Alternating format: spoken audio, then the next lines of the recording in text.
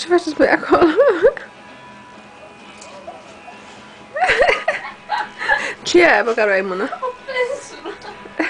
Vedeam că e pila și mă întrebam de ce vrea pila.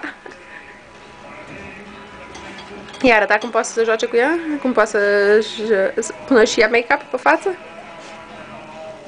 Unde vrea să se machieze? Pe nas sau pe la ochi?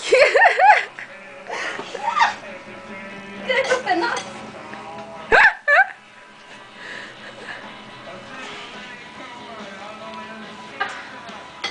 Vrea să-și dea cu ceva pe nas ca să pară nasul mai mic, nu?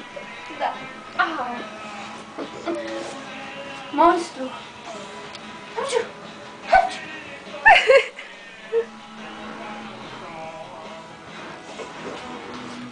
Ce frumos face!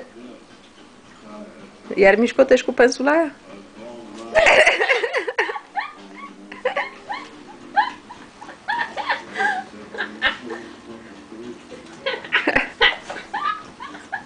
Nu-i place să-i pui tu machiaj, vrea să-și pună ea singură.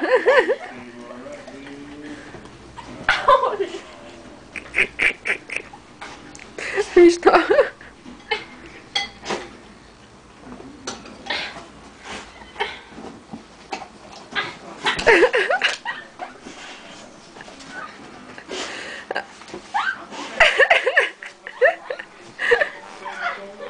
Meriți, meriți.